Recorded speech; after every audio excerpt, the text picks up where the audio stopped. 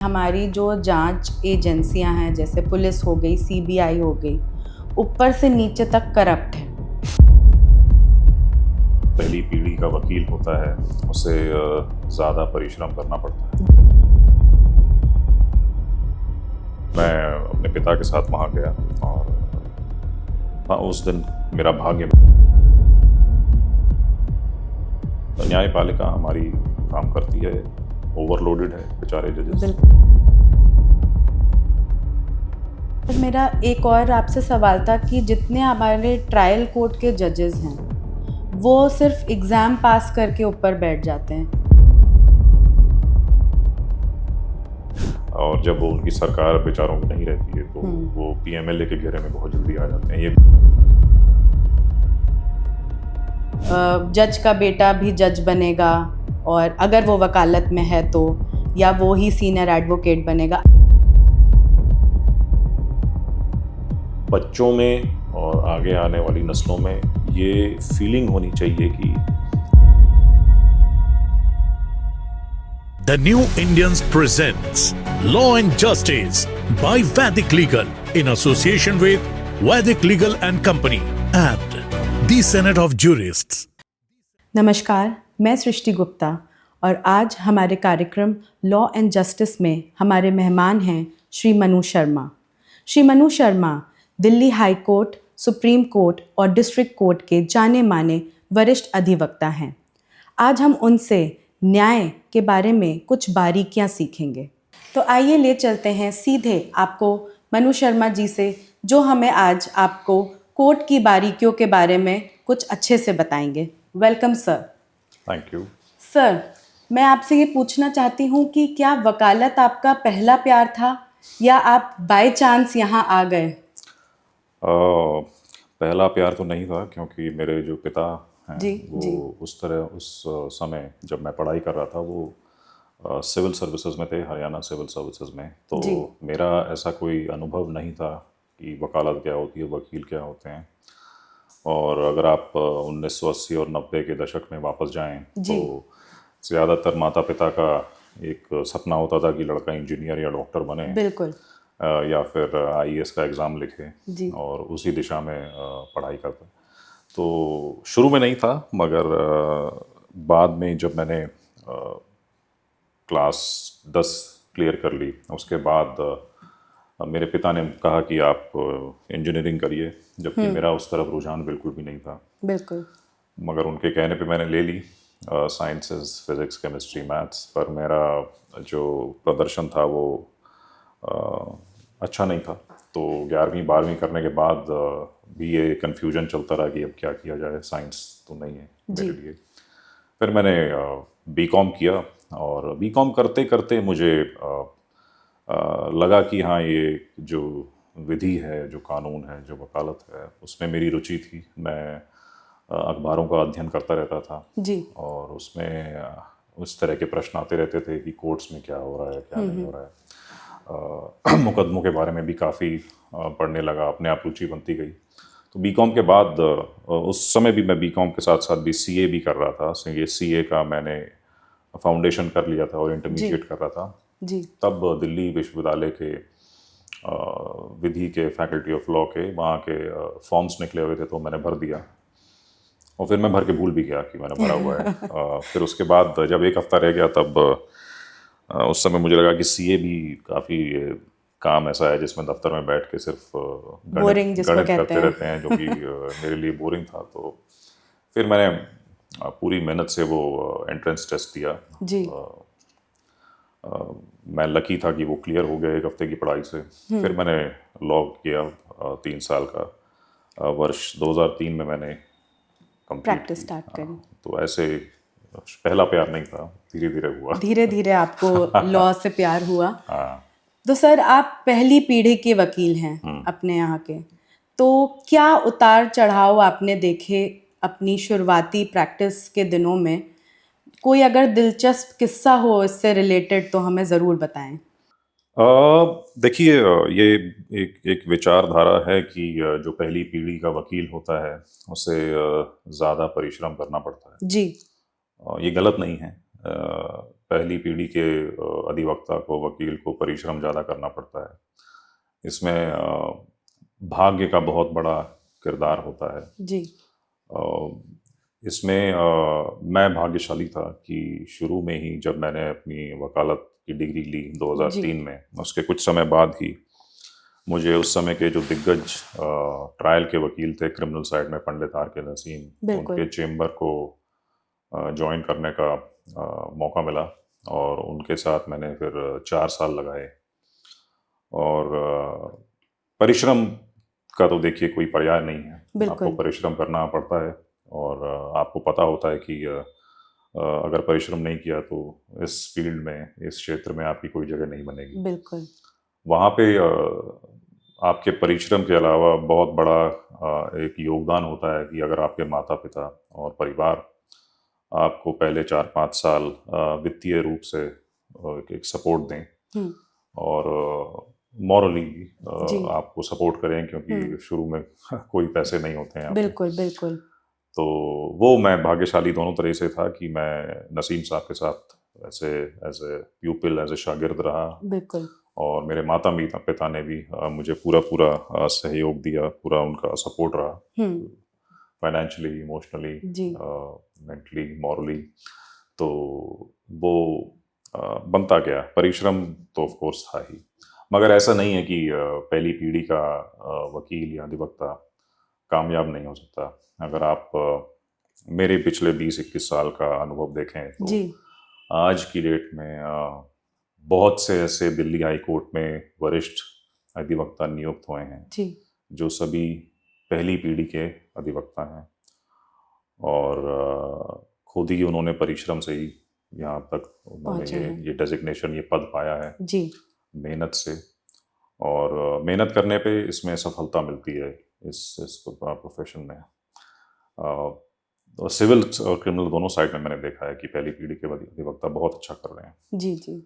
तो हाँ, दिलचस्प किस्से की बात आपने पूछी तो बताते हैं कि आपको नसीम साहब के बारे में ये बड़ा मशहूर था कि जब भी उनको कोई उनके पास जाता था कि साहब मुझे आप अपने चेम्बर का हिस्सा बनाइए, मुझे अपने साथ सीखने का मौका दीजिए, तो वो मना कर देते थे। अच्छा।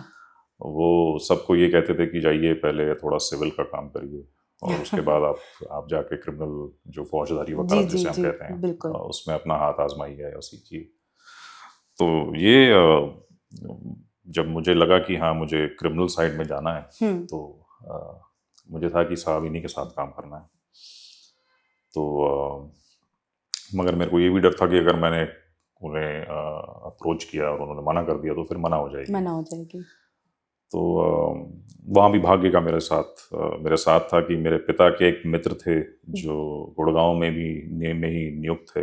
वो हरियाणा से ही थे, नसीम साहब भी हरियाणा के थे। अच्छा जी। तो उन्होंने बताया कि अगर आप वहाँ जाइए तो अगर आप अपने पिता को लेकर साथ जाएंगे और वो आपकी तरफ से रिक्वेस्ट करेंगे तो शायद आपको हाँ कह देंगे वो।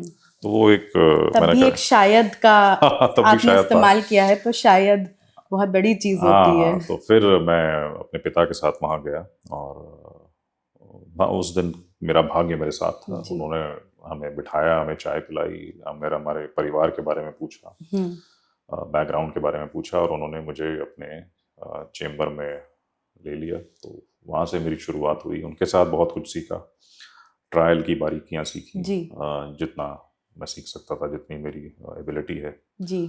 4 साल उनके साथ रहा। उसके बाद ये हुआ कि तब लगता था कि सुप्रीम कोर्ट भी जाना चाहिए, एक थोड़ा सा अनुभव वहाँ होना चाहिए। तो उस समय गोपाल सुब्रमण्यम साहब additional solicitor general of India होते थे। ये मैं आपको बात कर रहा हूँ 2008 की। 2004 से 8 तक मैं नसीम साहब के साथ था। तो वहाँ मैं गया, वहाँ भी मेरा भाग्य ने साथ दिया। मेरा कोई किसी के लिए कोई फ़ोन नहीं गया था, ना मैं किसी बहुत बड़े परिवार से आया था कि इतने बड़े वकील मुझे अपने चेम्बर में ले लेते।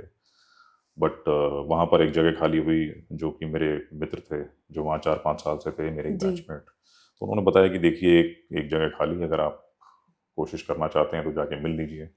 वहाँ भी भाग्य ने साथ दिया। मैं सिर्फ जा गया, उनसे टाइम लिया मिलने का और उन्होंने मुझे अपने साथ रख लिया। तो करीब 1 साल मैंने उनके साथ भी बिताया। उसके बाद 2009 से मैं इंडिपेंडेंट हो गया। प्रैक्टिस। हाँ, मगर इसमें इस इंडिपेंडेंट जो मेरी प्रैक्टिस रही उसमें भी मेरे को श्री राम जेठमलानी के तो साथ बहुत बड़ा काम, नाम है। हाँ, उनके साथ काम करने का बहुत मौका मिला। जी। तो वो बड़ा मैं कहूँगा कि बड़ा रिच एक्सपीरियंस था मेरी लाइफ का। इतने बड़े आदमी के साथ बहुत से केसेस करने को मिले, उनके साथ उठ बैठ कर आप बहुत कुछ एब्जॉर्ब कर लेते हैं उनसे। हाँ, बिल्कुल, तो बिल्कुल। वो भी बहुत अच्छा अनुभव था। तो जब तक वो जीवित थे 2019 तक, जी, करीब 2016-17 तक वो कोर्ट आते जाते रहते थे और मुझे मौका मिलता रहता था उनके साथ काम करने का। तो ट्रायल भी सीखा उनसे और अपील्स भी सीखी, सुप्रीम कोर्ट भी देखा, हाई कोर्ट देखा, और इस दौरान इंडिपेंडेंट काम चलता रहा मेरा। सर, आपको अपना पहला केस याद है और आपको कितनी फीस मिली थी तब? बड़ा एक मतलब सुनने में आपको अजीब लगेगा कि एक करीब 2-3 साल के बच्चे का अपहरण हुआ। अच्छा। और उसके कत्ल का मुकदमा था। वो मेरा पहला मुकदमा था। तो किडनैपिंग फॉर रैंसम और मर्डर 2 चार्ज, 364 और 302 भारतीय दंड संहिता के ये चार्ज लगा था मेरे क्लाइंट पे, नाम नहीं लूँगा जी। और उनका केस पहला केस था, बड़ा मशक्कत वाला ट्रायल था, मगर उसमें बरी हो गया वो केस, में जीत गया। बड़ा प्रोत्साहन मिला उस जीत से, मगर फीस आई थिंक मुझे याद है कुल मिला के भी शायद 1,000-1,500 भी नहीं मिली होगी पिछले 3 साल के काम। तो और ये कब की बात है सर? ये 2007 से 9 के करीब, 2009 से 7 से 10 के बीच की बात है। तो 3 साल ट्रायल चला था। पर फिर भी सर 1,000-1,500 तब भी मेरे ख्याल से बहुत नहीं, पर अगर आप 2-3 साल तक कोई ट्रायल चला रहे हैं और इतना मिले तो बहुत तो कम बहुत ही कम है। मगर उस समय जोश होता था, जुनून होता था कि केस अच्छे से करना है। जी जी जी। सर, आप क्रिमिनल डिफेंस की वकालत करते हैं, ऐसा मैंने सुना है। तो आप हमारे दर्शकों को बताएंगे क्रिमिनल डिफेंस क्या होता है और प्रोसिक्यूशन क्या होता है, आसान शब्दों में? हाँ, तो पहले प्रोसिक्यूशन की बात करते हैं, उसे हिंदी में अभियोजन पक्ष कहते हैं। तो जब भी कोई मुकदमा किसी पे दायर होता है तो उसमें स्टेट यानी कि जो राज्य है, जी, राज्य मीन्स पुलिस और उनके जो वकील होते हैं, उनका जो पक्ष होता है उसे अभियोजन पक्ष कहा जाता है। उनका काम होता है पहले अच्छे से इन्वेस्टिगेट करना, तफ्तीश करना, और उसके बाद आरोप पत्र, जिसे चार्जशीट कहते हैं, वो दाखिल करके मुकदमा चलाना। तो ये हो गया अभियोजन पक्ष, प्रोसिक्यूशन जिसे कहते हैं। और जो डिफेंस साइड है, वो जिसके ऊपर आरोप लगा है, जिसे एक्यूज्ड कहते हैं हमारे सिस्टम में, उसे बचाव पक्ष कहते हैं, डिफेंस साइड। उनका काम होता है कि उस आरोप पत्र में, चार्जशीट में जो गवाह आए हैं और जो दस्तावेज आए हैं, कागज आए हैं, उसमें कमियां निकालें, उस केस को दिखाएं कि ये जो हमारा मापदंड है, प्रूफ बियॉन्ड रीजनेबल डाउट, उस मापदंड पे खरा नहीं उतरता जी। और खरा ना उतरने की वजह से जो अभियोजन पक्ष है वो कमजोर पड़ता है और आपको बरी किया जाना चाहिए जी।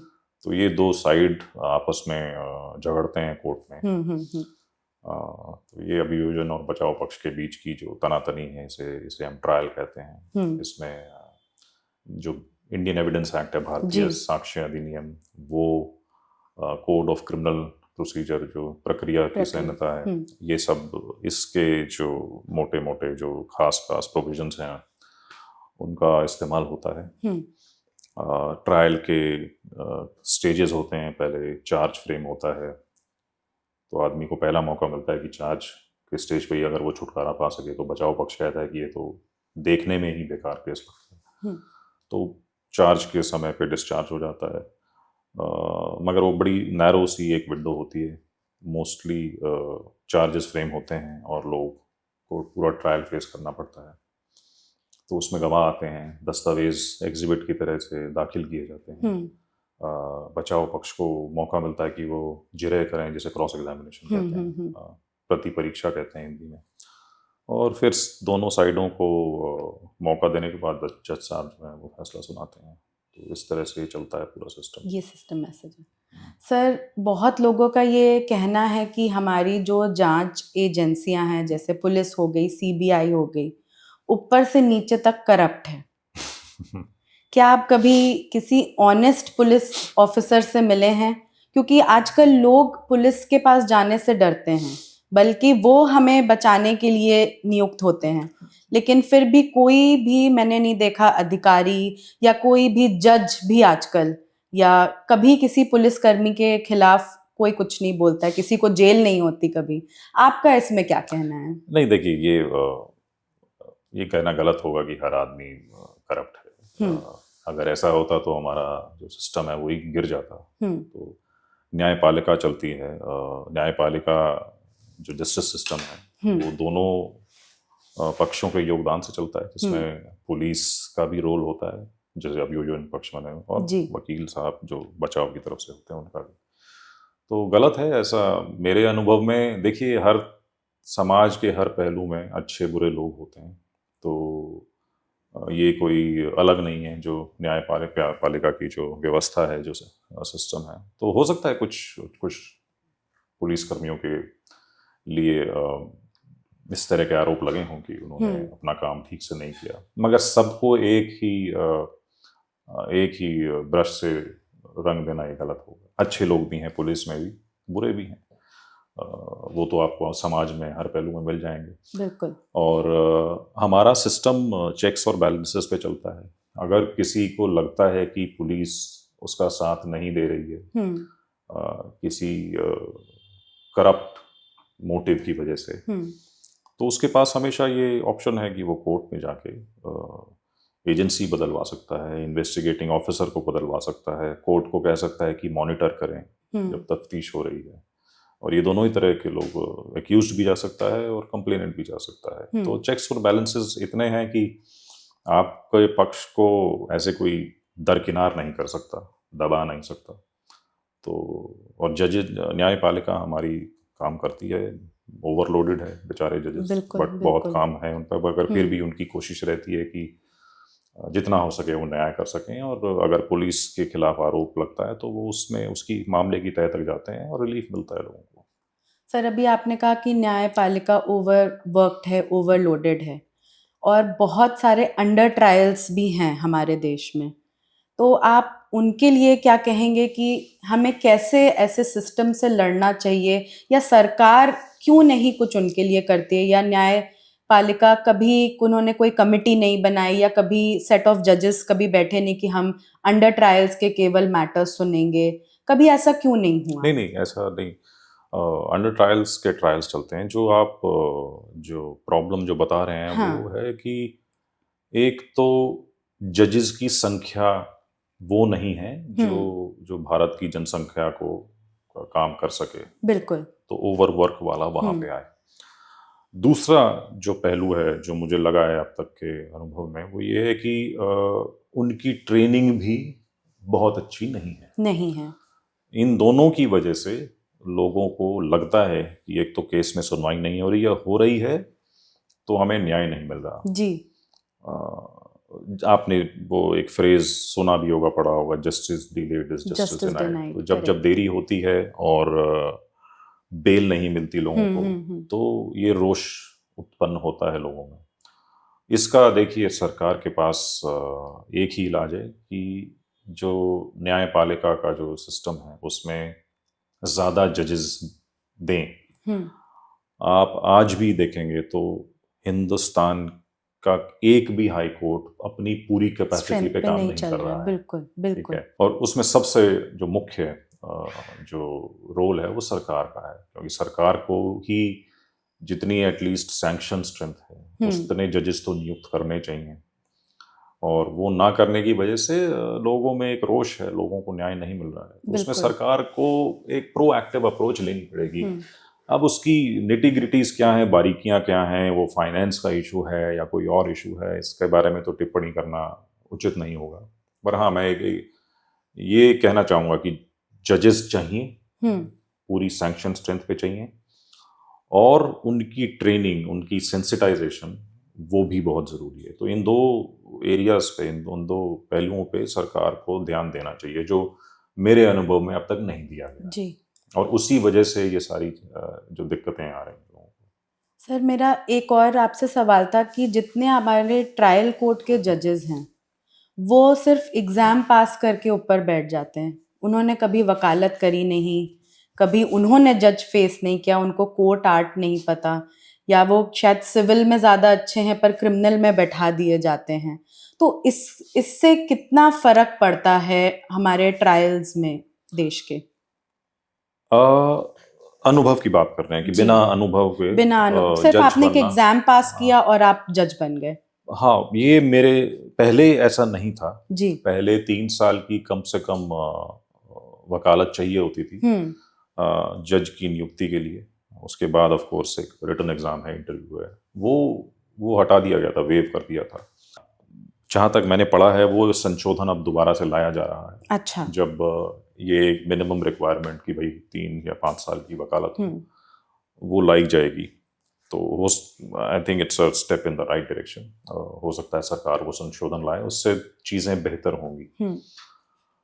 दूसरा आपने प्रश्न किया कि सिविल अगर किसी ने किया है तो क्रिमिनल साइड में हाँ। वो देखिए, जब एक जज कुर्सी पे बैठते हैं, चाहे वो क्रिमिनल साइड के सिविल साइड में गए हों या सिविल साइड के क्रिमिनल में गए हों, महीने मैक्सिमम कुछ हफ्तों में दोनों साइडों के वकील अच्छे से उनको असिस्ट करें अगर, तो इतना कोई रॉकेट साइंस नहीं होता, सब लोग सीख जाते हैं। तो ये एक जनरलाइजेशन बन गया है कि नहीं, सिविल साइड का वकील क्रिमिनल में अच्छा नहीं कर पाएगा। तो मेरे अनुभव में बहुत से ऐसे दिल्ली हाई कोर्ट में जजेस हैं जो सिविल साइड में थे, कभी उन्होंने क्रिमिनल काम नहीं किया, मगर अब क्रिमिनल साइड में नियुक्ति के बाद जब रोस्टर में आते हैं तो बहुत ही अच्छा काम करते हैं, बहुत बढ़िया ऑर्डर्स देते हैं।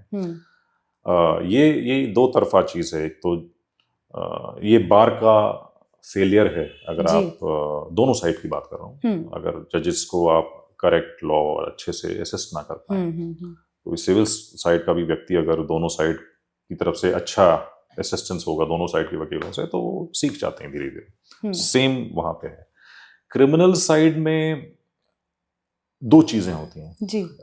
एक तो उसकी थोड़ी सोच अलग है, क्योंकि उसमें आप देख रहे हैं कि जो ह्यूमन बिहेवियर है और कभी कभी झूठ बोलने की जो एक टेंडेंसी है लोगों में, और अपने केस को साबित करने के लिए थोड़ा खींचतान हो जाती है एजेंसीज में। ये चीज़ें जो आपका पहला प्रश्न था कि जब वकील होता है तो वो चीज़ें वो देखता है ट्रायल करते टाइम। जी जी जी, ठीक है। और वो हो सकता है कि एक सिविल साइड के जज के लिए थोड़ा ऐसी चीज़ों की वो कभी सोचेगा ही नहीं इस दिशा में। तो मगर मेरा अनुभव ये रहा है कि धीरे धीरे जजेस को अगर अच्छी असिस्टेंस मिले तो सीख जाते हैं और अच्छा न्याय भी करते हैं, अच्छे ऑर्डर्स भी आते हैं। मैं देखिए, दिल्ली हाई कोर्ट में मैं 21 साल से हूँ, मेरा अनुभव बहुत ही अच्छा रहा है। दिल्ली हाई कोर्ट में बार भी बहुत स्ट्रांग है जी, बहुत पढ़ी लिखी है, मेहनती बार है, और जजेस भी मैंने देखा है कि बहुत ही उच्च कोटि के, उत्तम क्वालिटी के जजेस यहाँ पे हैं। तो यहाँ लार्जली यहाँ पे ज़्यादातर मैं देखता हूँ कि दोनों साइड के लोग इधर उधर होते भी हैं रोस्टर में, तो अच्छा न्याय करते हैं, अच्छे ऑर्डर आते हैं। चलिए, बहुत अच्छा है सर। सर, शुरुआती के साल अगर हम ले लें 80s और 90s के दौरान जो जिस तरीके के क्राइम होते थे, आप मर्डर ले ले, किडनैप, डेकॉयटी अपने चरम पे था, और क्या कहते हैं, आपके रेप केसेस होते थे, और समय बीतने के बाद अब एक नया शब्द हमें सुनने को मिलता है, वाइट कॉलर क्राइम। तो सर, आप इसमें एक्सपर्ट हैं, आप हमारे दर्शकों को बताएंगे कि ये वाइट कॉलर क्राइम क्या होता है? आप मुझे एक्सपर्ट बुला रही हैं, थैंक यू। अगर मैं ऐसा कोई एक्सपर्ट नहीं हूँ। इनफैक्ट मैंने जितनी वकालत की पहले 11 साल मैंने इसी तरह के मुकदमे ज़्यादा किए, रॉबरी, डकॉयटी। हाँ, वही सर, समय की बात है ये। हाँ। और मेरे हिसाब से हर वकील को करने चाहिए। अभी भी होते हैं ऐसे मुकदमे, बिल्कुल, बिल्कुल। बहुत से होते हैं, और इस तरह की स्पेशलाइजेशन में नहीं जाना चाहिए कि मैं तो साहब सिर्फ वाइट कॉलर क्राइम। ये एक नया जॉनरा है, एक नया स्पीशीज है जो ज़्यादातर ये मेट्रोपॉलिटन एरियाज में देखने को मिलता है, क्योंकि बिजनेस वहाँ पे है। मतलब बड़े शहरों में आपको देखने को ज़्यादा मिलेगा। छोटे शहरों में जाएंगे तो अभी भी आपको नॉर्मल बॉडी ऑफेंसेस हैं, ये ज़्यादा होती हैं। ये इसलिए क्योंकि जहाँ बिजनेस होगा वहाँ पे मतभेद होंगे दो पार्टियों में। हमारा सिस्टम है, हमारी जो दंड संहिता उसमें केस अगर ज़रा भी फिट हो रहा होता है चीटिंग में या ब्रीच ऑफ ट्रस्ट में, तो लोग बड़े बड़े आसानी से पुलिस में जाते हैं और एफआईआर कराने की कोशिश करते हैं, हो भी जाती हैं कई बार। तो ये वाइट कॉलर में यही आता है, फ्रॉड, चीटिंग, बैंक लोन ले लिया, गलत दस्तावेज पे बैंक लोन ले लिया, या बैंक लोन लिया एक काम के लिए दूसरे के लिए कर दिया। और पिछले 10 वर्षों में आपने देखा होगा PMLA भी बहुत सुनने में आता है। जितने भी धनी व्यक्ति हैं या जो भी राजनीति से संबंधित हैं, और जब वो उनकी सरकार बेचारों की नहीं रहती है तो वो PMLA के घेरे में बहुत जल्दी आ जाते हैं। ये भी एक मनी लॉन्ड्रिंग जो है वो वाइट कॉलर क्राइम है। तो ये 3-4 तरीके हैं। कस्टम्स है, जैसे वाइट कॉलर का ये है कि भाई हाँ, कोई पढ़ा लिखा व्यक्ति अपने अपने फायदे के लिए अगर कुछ कर रहा है तो वो वाइट कॉलर क्राइम बन जाता है, चीटिंग हो, फ्रॉड हो, जो भी हो। तो ये एक है, इट्स अ गुड एरिया, मतलब बट अभी भी पुराने बॉडी ऑफेंसेस हो रहे हैं, लोग सीख रहे हैं, हर वकील को करने चाहिए। White collar crime of course आए अगर आपके पास तो करिए, प्रिवेंशन ऑफ करप्शन एक्ट है, सब चीज़ें हैं। तो ये मशरूम हुआ है काफ़ी, मगर ये सीमित है मेरे हिसाब से, सिर्फ बड़े शहरों में जहाँ पर उद्योग ज़्यादा है। हाँ। जहाँ आप देखते हैं जैसे कोई कैपिटल है जहाँ राजनीतिज्ञ हैं, तो या किसी डिपार्टमेंट में कोई फैसला लिया गया, जैसे कोल के केसेस हुए, जैसे टेलीकॉम का केस हुआ, आपने किया ही हुआ है। हाँ, तो इन केसों को वाइट कॉलर क्राइम किया जाता है, क्योंकि इसमें कोई चाकू छुरी या बंदूक नहीं चला, वो अपने कलम से कुछ अपना फायदा पेपर पे जो क्राइम होता है उसे हम वाइट कॉलर क्राइम कहते हैं। तो ये भी काफी ब्रॉड बेस्ड है, मैंने कुछ बताया। करप्शन एक्ट है, मनी लॉन्ड्रिंग है, चीटिंग है, फ्रॉड है, कस्टम्स है, स्मगलिंग जैसे था, इनको कहते हैं लोग वाइट कॉलर क्राइम। सर, आप डिफेंस साइड से हैं, मुल्जिम की तरफ से हमेशा आप रहते हैं ज्यादातर। तो सर, कभी आपके पास कोई आदमी आपका या क्लाइंट आया, आपको ये पहले से पता है कि इसने ये क्राइम किया है, फिर आप अपने दिलो दिमाग को कैसे समझाते हैं कि इसको हमको, कभी ऐसा कॉन्फ्लिक्ट हुआ है कि आपका दिल कह रहा है नहीं इसको जेल जाना चाहिए, और आपका दिमाग, क्योंकि आपका प्रोफेशन है ये और कॉन्स्टिट्यूशन कहता भी है कि उसको बचाने का राइट है और होना भी चाहिए, तो आप उस जद्दोजहद में कैसे अपने आप को संभालते हैं और उसको कैसे लेकर आप आगे बढ़ते हैं? मेरे को कभी एक जद्दोजहद नहीं हुई। अच्छा। मेरे लिए अधिनियम 22 जो है संविधान का, जी, जिसका आपने अभी उदाहरण दिया, वो सबसे अहम है जी। मेरा काम जज करने का नहीं है कि किसी ने कुछ किया या नहीं किया। मेरा काम है डिफेंस साइड से कि भाई उसको जो बेस्ट पॉसिबल डिफेंस है अधिनियम 22 के अंतर्गत वो दी जाए, और वो भी उस घेरे में होना चाहिए कि आप कोई अनएथिकल काम नहीं कर रहे। अगर अनएथिकल नहीं कर रहे तो संविधान में आपका एक बहुत बहुत खास रोल है डिफेंस लॉयर का, वो कर रहे हैं, तो इस तरह की जद्दोजहद नहीं होती। तो ना मुझे कभी हुई, तो मैं आपको बता नहीं सकता कि मैंने उसको कैसे डील किया। अच्छा, क्योंकि आप न्यूट्रल रहते हैं। मैं न्यूट्रल रहता हूँ, मेरा काम जज करना नहीं है कि किसी ने कुछ किया है या नहीं किया है, अगर वो बताए। लेकिन कभी आपको ये नहीं लगता कि अगर मैंने उसको अभी बचा लिया, इस पे कोई फर्क नहीं पड़ेगा, आगे जाके तो ये फिर भी कुछ ना कुछ करेगा? नहीं, इस तरह का सोच नहीं आती। ऐसे तो किसी को दूसरा जीवन में दूसरा मौका हर आदमी को मिलना चाहिए। क्राइम छोटा बड़ा हो सकता है, गलती छोटी बड़ी हो सकती है। और सर, जो प्रोसिक्यूशन साइड के जो कंप्लेनेंट है, जो विक्टिम हम जिनको कहते हैं, उनके उस समय इमोशंस बहुत हाई होते हैं जब आप बचा रहे होते हैं। आपने कोर्ट में ज़रूर ये देखा होगा, ट्रायल कोर्ट में तो क्लाइंट्स भी आते हैं, not in Delhi high court, but तो आप उस समय जब उन लोगों को देखते हैं या वो आपकी तरफ देखते हैं, तो कभी आपको ऐसा लगता है कि मैं कुछ गलत कर रहा हूँ, या मतलब आज विक्टिम आई है, या कोई अगर रेप का केस है, या किसी का बेटा बेटी मारे गए हैं, कोई फैमिली मेम्बर मरा है और आप उधर अक्यूज साइड से हैं, तो कभी उन इमोशंस को आपने फील किया है उधर की तरफ के, और कभी आप डगमगाए हैं अपने? नहीं, मैं डगमगाया कभी नहीं जी, पर एम्पैथी होती है कि अगर किसी के साथ गलत हुआ है तो वो न्याय मांगने आया है, तो वो है, उनके अधिवक्ता हैं, वो अपना काम कर रहे हैं, मैं अपना काम कर रहा हूँ।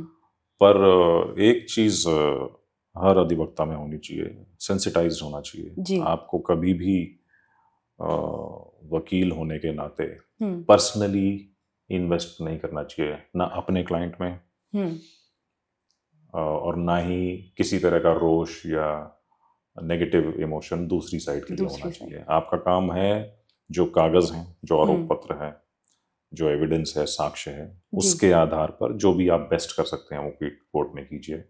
हार जीत जज साहब के हाथ में है। हार जाए तो बहुत दुखी ना हो, बिल्कुल, जीत जाए तो बहुत ज्यादा खुश ना हो जी। वो बैलेंस रखना पड़ता है। ये धीरे धीरे जब आपका अनुभव बढ़ता है तो आ जाता है। बट हाँ, मैंने कभी किसी दूसरी साइड के विक्टिम को कभी किसी मेरे अंदर से कोई उनके लिए कोई बुरी मेरे अंदर विचार नहीं आया। क्योंकि बेचारा किसी के साथ बुरा हुआ है तो न्याय मांगने आया है। मैं अपना काम कर रहा हूँ, उनका वकील अपना काम कर रहा है। तो वो सबसे इम्पोर्टेंट चीज़ जो है वकील होने के लिए वो है अच्छा इंसान होना। तो अगर आप अच्छे इंसान हैं तो आपको वो बाउंड्री अपने लिए बना लेंगे। हाँ, तो वो भी एक ट्रेनिंग का हिस्सा है, वो अपब्रिंगिंग का हिस्सा है। तो पर आप ट्रेन होते हैं और जैसे जैसे आपका अनुभव बढ़ता है तो ये चीज़ रखनी चाहिए दिमाग में कि किसी के लिए आपके लिए अंदर कोई रोष नहीं होना चाहिए। तो वो है तो ठीक है, आप अपना काम कर रहे हैं। सर, एक और नई चीज़ आई है उभरते हुए सालों में, उसको कहते हैं मीडिया ट्रायल।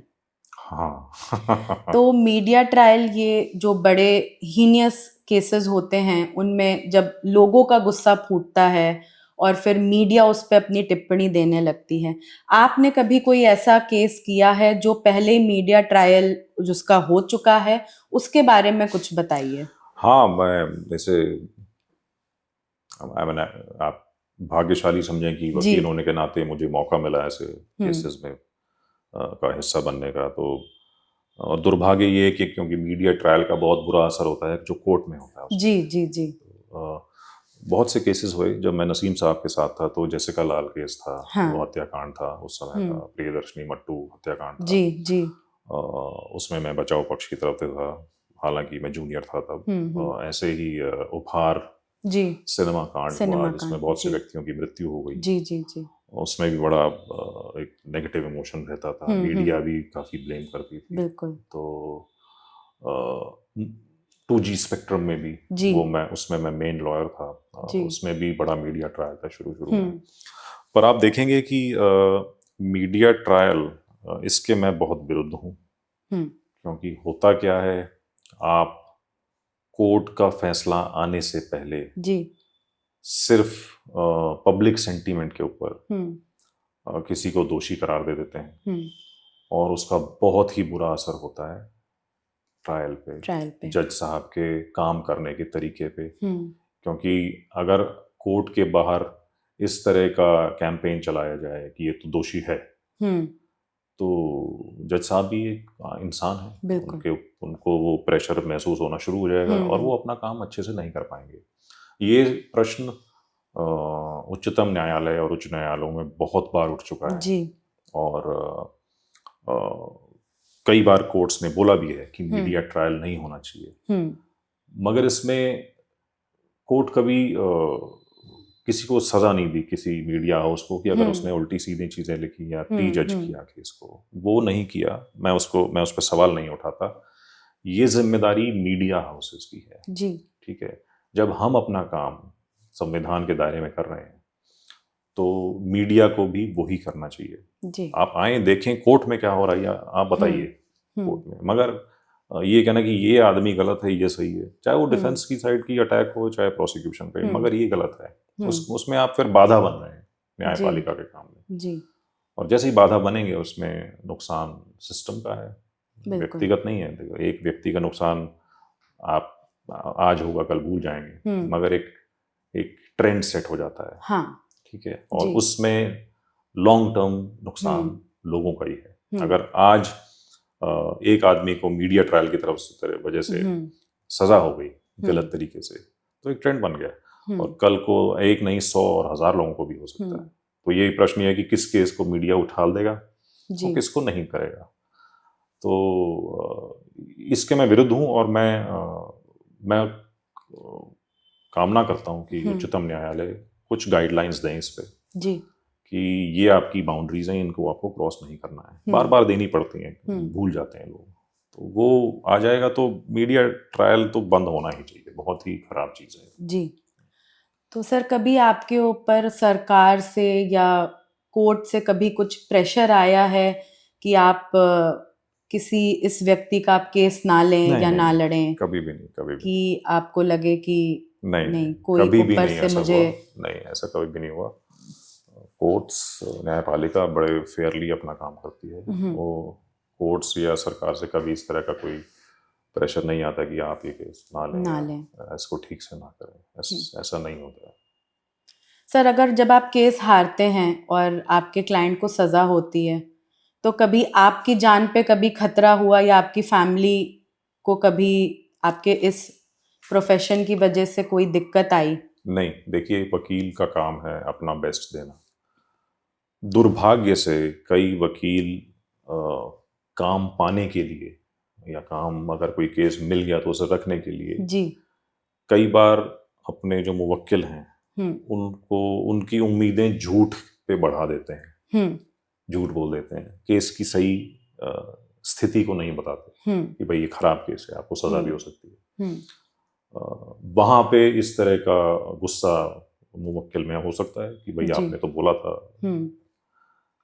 तो वहाँ इस तरह की स्थिति उत्पन्न होती है। मैंने शुरू से खराब केस को क्लाइंट को खराब बता दिया, अच्छे को अच्छा बता दिया। अगर आप ये पारदर्शिता कायम रखेंगे, अपने क्लाइंट को बिल्कुल सच्ची और सीधी तस्वीर दिखाएंगे, तो इस तरह का कोई गुस्सा या इस तरह का कोई रिएक्शन आता नहीं है। तो वो डिपेंड करता है, वो निर्भर करता है कि आपका अपने क्लाइंट से कितने फ्रैंकली आप चल रहे हैं, उसको सही बता के चल रहे हैं कि भाई आपका केस खराब है, आपको सजा भी हो सकती है, तैयार रहिएगा मानसिक, आपकी बेल डिसमिस भी हो सकती है। जब आप ये करेंगे, मेंटेन करेंगे, तो इस तरह की स्थिति नहीं उत्पन्न होगी। मेरे साथ तो कभी नहीं हुई। मैं तो कभी केस हारा भी तो भी क्लाइंट ने कहा चलिए कोई बात नहीं, आपने बता दिया था यही होना था। तो वकील कभी नहीं हारता, तो क्लाइंट हारता है। वकील की वजह यह है कि केस हारने के बावजूद भी अगर क्लाइंट कहे कि साहब मुझे आपसे कोई शिकायत नहीं है और आपने जो किया तो वो एक अच्छी ट्रेनिंग वकील की होती है। अच्छे चेम्बर्स, अच्छे व्यक्तियों के साथ जब काम करते हैं आप, तो आप ये कल्चर है, ये आप एब्जॉर्ब कर लेते हैं कि क्लाइंट को हमेशा सच और सही बोलना। बिल्कुल सर, ये भी कहा जाता है कि गरीब के लिए न्याय बहुत महंगा है और अमीर को बहुत आसानी से मिल जाता है, उसके लिए बहुत आसान है। ऐसा क्यों है सर? ये देखिए, ये पूरी तरह ना तो सही है, ना ये पूरी तरह गलत है। हमारा सिस्टम में वकील हर तरीके के हैं, मेहनती, जो ना मेहनत करने वाले हैं, कामयाब और मीडियम लेवल कामयाब और नाकामयाब जी।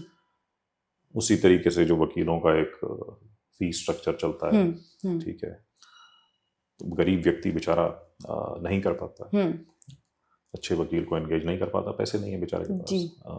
तो हो सकती है ये फीलिंग आती है कि भाई साहब अगर अच्छा वकील मेरे तरफ से पेश होता तो शायद मेरा अंजाम ठीक होता, शायद मैं जीत जाता।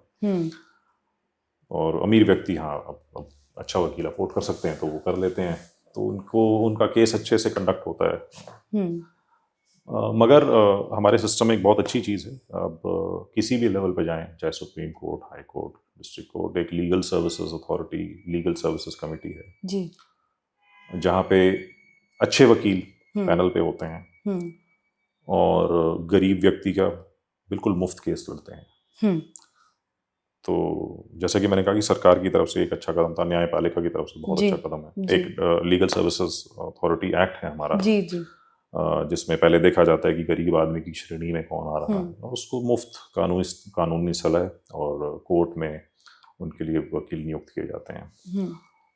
हो सकता है, मैंने ऐसा ही मैंने कहा कि ना ये पूरी तरह सही है, ना ये पूरी तरह का। गरीब आदमी को भी अच्छे वकील लीगल सर्विस अथॉरिटी की तरफ से पेश होते हैं तो न्याय मिलता है। कई बार वो गलती कर जाते हैं और या उन्हें अवेयरनेस नहीं है, उनको नहीं पता है कि कैसे करना है, तो बेचारे मात खा जाते हैं। तो बट ये 50-50 है, ऐसा नहीं है कि सिर्फ अमीर आदमी को ही न्याय मिलता है और गरीब को नहीं मिलता है, गरीब को भी मिलता है।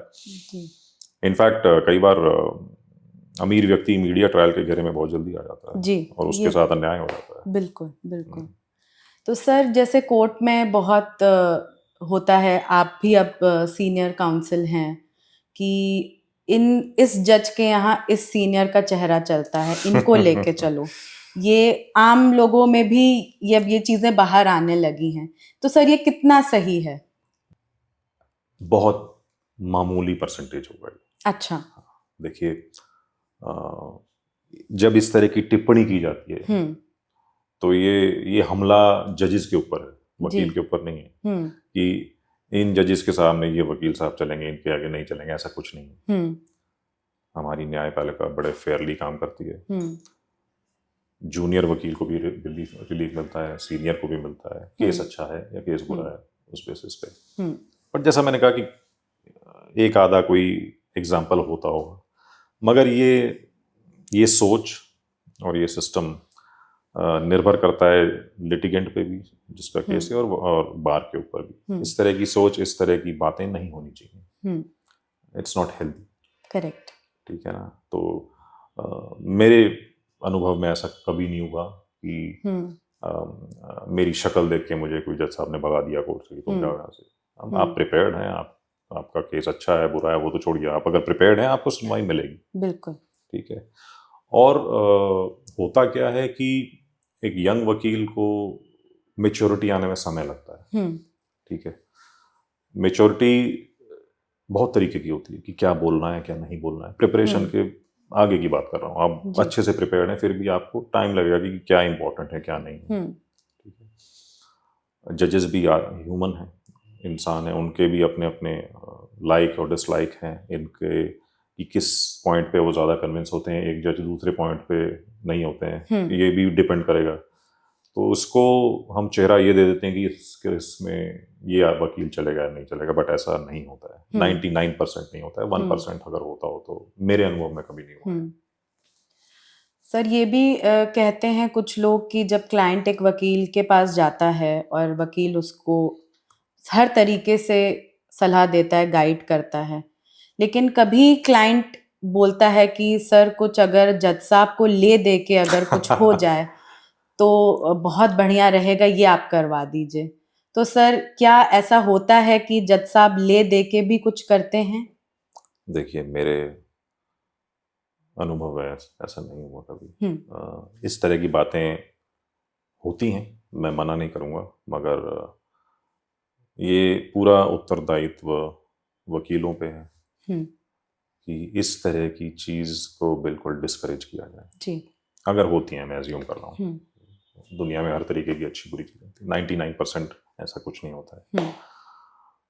बट ये उत्तरदायित्व बार का है, अगर कोई लिटिगेंट इस तरह की बात करता है उसे वहीं दबा देनी चाहिए। ठीक है। तो भ्रष्टाचार हर क्षेत्र में है अनफॉर्चुनेटली, मगर वकीलों का ये काम है कि वो अपना काम इस तरह की बात होते उसको दबा दें कि चाहिए भाई साहब जो आपका फाइल पे काम होगा वो होगा। It is a collective failure अगर ऐसा होता है तो उसमें बार भी उतना ही जिम्मेदार है जितना अगर आप किसी जज साहब को ब्लेम करें, मगर वो बहुत छोटा फ्रैक्शन है अगर है भी तो। मैंने तो शुरू से अगर कोई किसी ने ऐसी बात भी करी तो मैंने डिस्करेज कर दिया कि भाई ये सब अल्टीमेटली इट डिफेम्स द इंस्टीट्यूशन। तो हर तरह की बातें होती हैं, मगर पर शायद सर कुछ वकील ये प्रैक्टिस कर रहे हैं और शायद वो जज साहब को वो पैसा नहीं पहुंच रहा है और वो खुद ही उसको कंज्यूम कर लेते हैं। आप बिल्कुल सही कह रही हैं। तो और इससे हमारा न्याय का जो सिस्टम है और जजेस हैं वो बहुत बदनाम हो रहे हैं। मैंने पहली बात क्या बोली, मैंने ये बोली ये बार का फेलियर है जी। सबसे फेलियर बड़ा ये बार का है। अगर वकील इस तरह की बात को वहीं पे बंद कर देगा तो ये होगा ही नहीं। तो ये अगर हो रहा है तो लिटिगेंट को भी चाहिए कि वो जाके इसको रिपोर्ट करे। देखिए दो तरफा चीजें जी जी जी। लिटिगेंट की सोच बुरी होगी और बार के मेंबर की सोच बुरी होगी तो ही इस तरह की चीज निकलेगी पर उसका कोई परिणाम नहीं निकलता है। नहीं, इस तरह की चीजें सिवाय बदनामी के और कुछ नहीं होता। कुछ नहीं होती। हाँ। जी सर, आजकल बहुत एडवोकेट्स एक्ट के बारे में कुछ रिफॉर्मेशन चाहते हैं लोग, और आप जैसे अपने पहले पीढ़ी के वकील रह चुके हैं, बहुत से नए बच्चे आ रहे हैं, लेकिन वो कुछ समय रह के डिस्करेज हो जाते हैं और वो कॉर्पोरेट सेक्टर में चले जाते हैं, क्योंकि जैसा आपने बताया कि इस प्रोफेशन में शुरुआत में पैसा नहीं है, और आपने भी घर से मदद ली और आपको मेंटली भी बहुत स्ट्रांग रहना पड़ता है। तो आप क्या एडवाइस देना चाहते हैं हमारे युवा दोस्तों को जो वकालत करना चाहते हैं लेकिन उनके पास कोई गाइडेंस नहीं है, और वो कैसे इसमें आगे बढ़ें, वो उसको छोड़े ना? परिश्रम के अलावा कोई भी चीज इस पेशे में आपके काम नहीं आती। परिश्रम के साथ साथ आपको धैर्य रखना होता है, पेशेंस रखना होता है, समय लगता है जी। मगर आप परिश्रम के साथ चलते रहेंगे तो दुनिया की कोई ताकत आपको रोक नहीं सकती सफल होने से। अब धैर्य कैसे होगा वो तो आदमी को खुद स्ट्रांग होना पड़ता है। अगर कुछ बच्चे हैं जो 2-3 साल में डिस्करेज हो गए और चले गए, उसमें मैं उनका फेलियर मानूंगा नंबर 1, और सिस्टम का भी।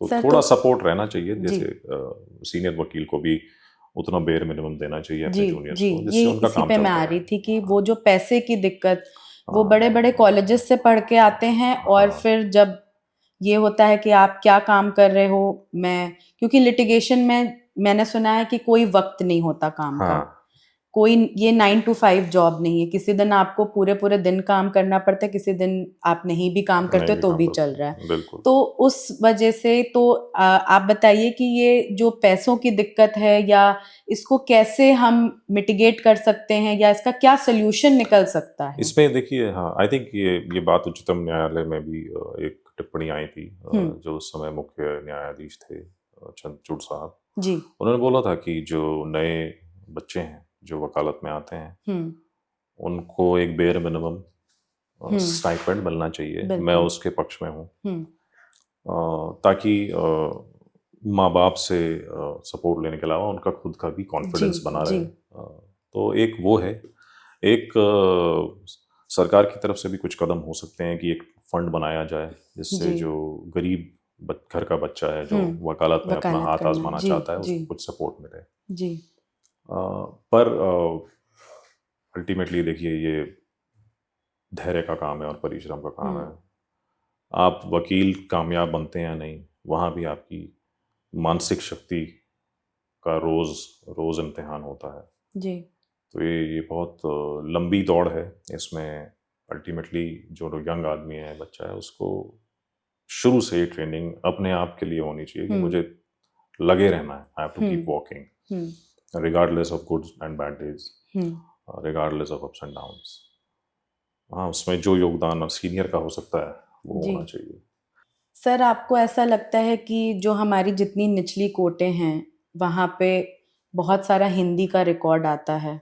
आजकल के बच्चे हिंदी पढ़ना नहीं चाहते हैं, बोलना नहीं चाहते हैं, लेकिन बहुत ज़रूरी है। हम और आप भी हिंदी में ही बात कर रहे हैं। बिल्कुल। हम इसीलिए बात कर रहे हैं ताकि लोगों को हमारी बात बहुत अच्छे से समझ में आए।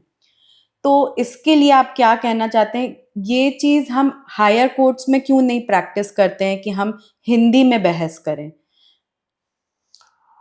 वो तो देखिए संविधान में संशोधन करना पड़ेगा क्योंकि जो ऑफिशियल भाषा है हाई कोर्ट और सुप्रीम कोर्ट की वो इंग्लिश है जी। वो हमारे कॉलोनियल दिनों से चली आ रही जी। मैं उसके विरुद्ध नहीं हूँ कि आप हिंदी में बहस करने का भी उसमें एक ऑप्शन होना चाहिए कि जो व्यक्ति नहीं बोलना चाहता या नहीं बोल सकता उसको मौका मिलना चाहिए कि भाई English is not a parameter of your ability, it should not be. Hindi मैं ये भी मानता हूँ कि भारतीय होने के नाते हर बच्चे को आनी चाहिए। ये हमारी मातृभाषा है, हमें इस पे गर्व भी होना चाहिए। ये एक तरह की एक पिछले, क्योंकि हम गुलाम रहे अंग्रेजों के जी। तो लोगों को लगने लगा कि अंग्रेजी यहाँ है और हिंदी यहाँ है जी। ये गलत था। ये जो बदलाव आएगा वो परिवार के स्तर पे शुरू होगा। जब हालांकि मैं अंग्रेजी बोलना जानता हूँ मगर मैं हमेशा घर में हिंदी में ही वार्तालाप करता हूँ और अपने बच्चों को भी बोलता हूँ कि आप हिंदी बोलिए, ये आपकी मातृभाषा है, ये पहली भाषा है जी। मैं इंग्लिश के खिलाफ नहीं हूँ, विरुद्ध नहीं हूँ, बट वो दूसरी भाषा है। तो हिंदी की जो प्रमोशन है वो परिवार से शुरू होगी, उसमें फिर विद्यालय का भी बहुत बहुत अहम रोल होगा। आजकल मैं देख रहा हूँ जैसे मेरे बच्चे दोनों लड़के श्री राम स्कूल में जाते हैं, वहाँ शुद्ध हिंदी में आपको पढ़ाया जाता है। बड़ी उनकी हिंदी उस हिंदी से बेहतर है जिस तरह की हिंदी मैंने अपने स्कूल में पढ़ी। अच्छा। तो हिंदी पे ध्यान अब दिया जा रहा है जी। इवन जो अंग्रेजी माध्यम के जो स्कूल हैं वहाँ भी। तो परिवार और स्कूल का रोल अहम है, और बच्चों में और आगे आने वाली नस्लों में ये फीलिंग होनी चाहिए कि हमारी सभ्यता किसी सभ्यता से नीचे नहीं है, ना हम ऊपर है ना नीचे हैं। बिल्कुल। और जब ये फीलिंग आएगी आपके अंदर कि हम भी इक्वल हैं, हम अंग्रेज से ना ऊपर है ना नीचे, हमें किसी को नीचा नहीं दिखाना। बिल्कुल। तो चाइना देखिए, चाइना का जो नेशनलिज्म है वो ये, वहाँ रशियंस, तो वहाँ हर आदमी अपनी भाषा बोलता है और उनको कोई रोक नहीं सका है। वो भी अब दुनिया के लीडर हैं दोनों देश। बिल्कुल। तो ये काम परिवार से शुरू होगा, विद्यालय में जाएगा, और वो कल्चर जब आएगा बच्चों में तो हिंदी में होगा। और जब वो स्टेज आ जाएगी तो हो सकता है कि वो संशोधन लाया जाए कि ठीक है इंग्लिश भी बोलिए, इंग्लिश में एड्रेस करिए कोर्ट में, मगर हिंदी में भी अगर आप बहस करना चाहते हैं तो आपको कोई रोकेगा नहीं। बिल्कुल। तो मनु शर्मा जब वकालत नहीं कर रहे होते हैं तो क्या कर रहे होते हैं? अपने परिवार के साथ समय बिताना जी। और मैं पढ़ता भी हूँ कभी कभार जब अगर समय मिल जाता है। मतलब आप फाइलों के अलावा भी और पढ़ना चाहते हैं? मेरी कोशिश रहती है कि मैं कुछ उपन्यास पढ़ लूँ या कोई किताब पढ़ लूँ। मुझे पसंद है कि जो बड़े बड़े बुद्धिजीवी हुए हैं उनकी जीवनी का पढ़ने का अगर मौका मिलता है तो वो पढ़ता हूँ। फिल्में भी देखता हूँ, मुझे फिल्म किस तरीके की फिल्में आपको पसंद है? मुझे ड्रामास पसंद है। अच्छा। मैं ज़्यादा सुपर हीरो वगैरह तो नहीं मैं देख पाता, शायद मेरी एज भी हो गई है। तो ड्रामा अगर है, जैसे पुरानी फिल्में हैं वो देखता हूँ, जो उपन्यास पे आधारित होती हैं उस तरह की फिल्में मुझे ज़्यादा पसंद आती हैं, जिसमें ह्यूमन इमोशन होता है, कहानी होती है। तो ये 2-3 चीज़ें हैं जो मैं करता हूँ। मैं ट्रैवल भी एक अच्छा करना पसंद करता हूँ, जब छुट्टियाँ हो जाती हैं तो मैं घूमने भी जाता हूँ काफ़ी। जी। तो सर ये जितनी वेब सीरीज आ रही हैं जो ज़्यादातर ये आपके हाई फाई मैटर्स पे बनती हैं, तो आपके किसी मैटर पे कोई वेब सीरीज आई हो जो हमारे दर्शकों को देखना चाहिए, कुछ आपका भी पहलू उसमें हो अगर? मैंने सुना था कि एक उपहार कांड पे नेटफ्लिक्स में बनाया था, मैंने देखा नहीं है वो। Trial by fire. हाँ, वो आया था। मुझे नहीं पता कि वो कितना एक्यूरेट है, पर सर फिर आपको देखना चाहिए, तो फिर मैं देखूंगा जब अगर मैं उसके बारे में बता सकते हैं कि देखिए फिल्मी दुनिया और असल दुनिया में तो बहुत फर्क होता है। और देखिए अगर कोई फिल्म या सीरीज बनाता है तो उसका ये होता है कि उसमें थोड़ा बहुत मसाला ऐड करके अगर इंटरेस्टिंग दिलचस्प बनाऊंगा तो पैसे ज्यादा मिलेंगे, जो टीआरपी ऊपर जाएगी, ज्यादा व्यक्ति उसको देखेंगे। तो कहीं ना कहीं वो एक्यूरेट नहीं होता, बट मैं कह नहीं सकता। एक ये सुना था, और एक वो जेसिका लाल पे एक फिल्म बनी थी, नो वन किल्ड जेसिका, वो मैंने देखी थी जी। वो बिल्कुल ही परे थी जो एक्चुअल कोर्ट में हुआ था, और उससे जी उसका जो रूपांतर था वो ज़्यादा ड्रामेटिक ज़्यादा था, नाटकीय ज़्यादा था। तो उसमें तो जो ट्रायल दिखाया था वो काफ़ी बिल्कुल ही परे था जो एक्चुअली होता है उससे। बिल्कुल। तो बट जैसा मैंने कहा कि उनका काम है थोड़ा लोगों के इमोशंस को ट्रिगर करते हैं वो, ट्रिगर करना, अपना पिक्चर को बेचना, अपनी सीरीज को बेचना। उसमें कहीं ना कहीं जो सत्य होता है वो एक विक्टिम बन जाता है। तो सर जिसने आपके दोस्तों ने या आपके रिलेटिव्स ने अगर ये सीरीज देखी और उनको ये पता है कि आप ये मैटर कर चुके हैं, तो कभी किसी ने आपसे बोला कि तुम इसको क्यों बचा रहे थे, ये ऐसा आदमी निकला या ये ऐसा हुआ? ये अक्सर होता है, अब ज्यादा नहीं होता, बट हाँ जब मैंने काम शुरू किया और मैं डिफेंस साइड से ट्रेनिंग करने लगा तो होता था। पर अब धीरे धीरे जो मेरे मित्र हैं, मेरे परिवार के लोग हैं, वो समझ गए हैं कि भाई ये आदमी बेचारा ये अपना एक छोटी सी ड्यूटी कर रहा है संविधान के अनुसार जी, तो ये पूछना तो उचित नहीं है कि क्यों कर रहे हो। एक तो आप एक बड़ा अच्छा काम कर रहे हैं, संविधान का में अपना रोल निभा रहे हैं और एक अपनी जीविका कमा रहे हैं जी, कुछ गलत नहीं कर रहे हैं। हम कोई उल्टा सीधा काम करके किसी को कोई रिलीफ नहीं दिला रहे। बिल्कुल। जो आपने बातें करी भ्रष्टाचार की, वो है बात जिसमें आपत्ति होनी चाहिए। जब तक आप ईमानदारी से अपना काम कर रहे हैं, इस तरह का कोई पहले आता था मगर अब लोग समझ गए हैं, लोग अब जागरूक भी हो गए हैं। बिल्कुल सर, पहले ये कहा जाता था कि जुडिशरी इंडिपेंडेंट है, सरकार का उसमें कोई इंटरफेरेंस नहीं होना चाहिए, और भी एक नया शब्द आ चुका है नेपोटिज्म कि जज का बेटा भी जज बनेगा, और अगर वो वकालत में है तो, या वो ही सीनियर एडवोकेट बनेगा। आप पहली पीढ़ी के वकील हैं, तो क्या आपने अपने साथ कुछ अन्याय होते हुए कभी देखा कि नहीं मुझे इस जगह पे होना चाहिए था क्योंकि वो जज साहब के बेटे उनको आगे कर दिया? मैं दिल्ली हाई कोर्ट का उदाहरण दे सकता हूँ जहाँ मैंने अपने 21 वर्ष बिताए। कभी एक बार भी ऐसा नहीं हुआ मेरे अंदर ऐसी धारणा आई हो कि मैं क्योंकि किसी वकील या जज परिवार से नहीं आया तो मुझे किसी तरह की बुरी ट्रीटमेंट मिली। कभी भी नहीं हुआ ऐसा। अब बाकी हाई कोर्ट में क्या होता है मुझे नहीं पता, मगर हाँ दिल्ली का जो वर्क कल्चर है बड़ा, it's very cosmopolitan in nature. People are rewarded based on their merits. ठीक है, होते हैं फैमिली ऑफ लॉयर्स से भी लॉयर्स आते हैं जी, जजेस साहब जो हैं पहले रहे हैं अभी हैं, उनके भी बच्चे वकालत करते हैं जी।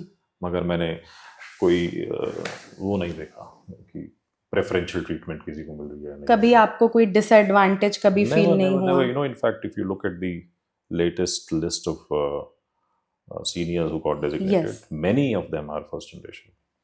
If you look at the list of judges who are serving on the Delhi High Court, many of them are first generation lawyers who went on to become judges. So it's more highlighted, more talked about because it's a juicy topic for people to say yeah nepotism है या कोई भाई भतीजावाद है। मगर होगा भी तो जैसे मैंने कहा बहुत थोड़ा बहुत फ्रैक्शन होता होगा, बाकी मेहनती आदमी को यहाँ पे पूरा रिवॉर्ड मिलता है। आपने जैसे बताया कि आपके 2 लड़के हैं, तो क्या वो भी आके वकालत करेंगे कि आपने उनको फ्रीडम दे रखी है? नहीं, ये कभी भी किसी पे थोपना नहीं चाहिए। नंबर 1, ना किसी को इसलिए वकालत करनी चाहिए कि मेरे पिता वकील हैं जी, वो नेपोटिज्म होगा। हाँ, यही मैं जानना चाह रही थी। ये एंटाइटलमेंट बच्चों में आपको देख के कभी लगता हो अभी तक तो बहुत छोटे हैं, अभी छोटे हैं, 13 और 9 साल के हैं अभी। आगे जो करेंगे उनके वो फ्री हैं जो करना चाहें। ना मैं अपनी तरफ से बोलूँगा, ना उनके अंदर से ये फीलिंग आनी चाहिए कि मुझे कोई फायदा होगा इनका बेटा होने की वजह से जी। अपनी मेहनत पे ये वकालत कॉर्पोरेट लॉ के बारे में मैं नहीं जानता, मगर जो कोर्ट रूम जो रियल वकालत जिसे हम कहते हैं, चाहे सिविल लॉ क्रिमिनल, ये बड़ी परफॉर्मेंस बेस्ड है। आपकी मेहनत और आप कैसे बोलते हैं, कैसे कंडक्ट करते हैं। ये आदमी किसी को थाली में परोस के नहीं दे सकता, इसमें वर्षों लगते हैं बिल्कुल उस स्टेज पे आने पे कि वो ठहरा हुआ है आदमी, ये वो अच्छे से बहस कर सके। तो वो उनके ऊपर है, अगर करना चाहेंगे, उनको लगेगा कि हाँ हम 20 साल लगा सकते हैं और उसमें कुछ महारत हासिल कर सकते हैं, वो करें। और आपका सपोर्ट तो हमेशा ही रहेगा? हाँ, सपोर्ट हाँ जो भी हो सकता है वो रहेगा, जैसे मेरे माता पिता ने मुझे सपोर्ट किया, बाकी मेहनत तो उन्हीं की है। बिल्कुल बिल्कुल। तो मनु शर्मा एडवोकेट से मनु शर्मा सीनियर एडवोकेट का जो आपका सफ़र है, उसमें क्या उतार चढ़ाव आपने देखे? देखिए, ये उतार चढ़ाव सीनियर जो वरिष्ठ अधिवक्ता का जो पद है, ये बड़ी कड़ी मेहनत के बाद ही मिलता है। जीवन में उतार चढ़ाव आते रहते हैं, वो चाहे वित्तीय हों चाहे पारिवारिक हों, ये तो आएंगे ही, मगर आपको दृढ़ता से आगे बढ़ते रहना चाहिए, धैर्य रखना चाहिए और परमपिता परमात्मा में भी आपका विश्वास होना चाहिए जी। मैं तो कहता हूँ जो 2 पेशे हैं, एक तो डॉक्टरी का जी और एक वकालत का, इसमें आप हैं तो आप बाकी लोगों से ज़्यादा भगवान में विश्वास करते हैं, क्योंकि बहुत सारी चीज़ें हैं जो भगवान के आशीर्वाद से ही होती हैं। ठीक है, तो उतार चढ़ाव मैंने देखे हैं। मैंने कई बार ऐसे दिन देखे जब 2-3 महीने कोई मैटर नहीं आया, कोई फीस नहीं आई। ऐसे भी दिन देखे कि दिन में 10 केस लगे हैं और अच्छी फीस आ रही है जी। आपको लेवल हेडेड रहना चाहिए, संयम रखना चाहिए और सारे अप्स एंड डाउन्स निकल जाते हैं। अगर आपके पास केस नहीं है तो आप बैठ के अध्ययन करें, किताबें पढ़ें, आने वाला केस पढ़ें या उठाएं इनमें से कोई किताब, आप अध्ययन करें, मेहनत कभी खराब नहीं जाती। बिल्कुल बिल्कुल। तो अप्स एंड डाउन्स आते हैं हर तरीके के, मगर निकल जाते हैं। तो सर आप कुछ ये गाइड करना चाहेंगे हमारे दर्शकों को या हमारे नौजवान वकीलों को, अगर आपके साथ कोई काम करना चाहता है तो आपको कैसे कांटेक्ट कर सकता है, कैसे अप्रोच कर सकता है? मेरा जो कांटेक्ट है मेरा दफ्तर का, वो तो आई थिंक अवेलेबल होगा वेब जी, पे। जी। तो वो एक ईमेल कर सकते हैं जी। और अपनी अगर रुचि दिखाना चाहते हैं तो हम्म। ईमेल में अपना और अपने बारे में लिख दें। हम्म। अगर यहाँ पे जगह होगी और अगर मेरे पास काम होगा तो मैं ले लूँगा। जी। एक बार मिलूंगा ज़रूर, देखना बिल्कुल, चाहूँगा कि कौन है बिल्कुल, जो बिल्कुल। सीखना चाहता है। तो हाँ, दो तरह के माध्यम हैं जिनसे मेरे तक पहुँच सकते हो। तो सर आप कोई इंटरव्यू लेते हैं या उनके मार्क्स देखते नहीं हैं? नहीं नहीं, मैं मार्क्स कभी भी नहीं देखता। अच्छा। मैं मिल के मुझे आइडिया हो जाता है, क्योंकि मैं मेरे खुद के भी कोई बहुत ज़्यादा मार्क्स नहीं आते थे स्कूल में भी और कॉलेज में भी। तो मार्क्स उसका बहुत बड़ा हुआ है हमारी सोसाइटी में। बिल्कुल। मगर आप अल्टीमेटली क्या बनेंगे लाइफ में, ये बहुत लंबी दौड़ है। तो अगर आपके मार्क्स नहीं भी आए 10वीं 12वीं में, मगर आपने बाद में मेहनत करी और चलते गए जी। जैसे वो कछुए और खरगोश की कहानी है, तो ये वकालत कछुए वाला काम है, खरगोश वाला काम नहीं है। अगर आप चलते रहेंगे जी, तो आप पहुंच जाएंगे। तो जब मैं किसी से मिलता हूं तो मैं ये देखने की कोशिश करता हूं कि भाई उसमें दृढ़ता वाला तत्व जी, उसके पर्सनालिटी में है कि नहीं। बिल्कुल। और इतना थोड़ा हम जान लेते हैं, अब इतना अनुभव हो गया है कि कौन सीरियस है, कोई गंभीरता से लेने वाला है या नहीं है। जी।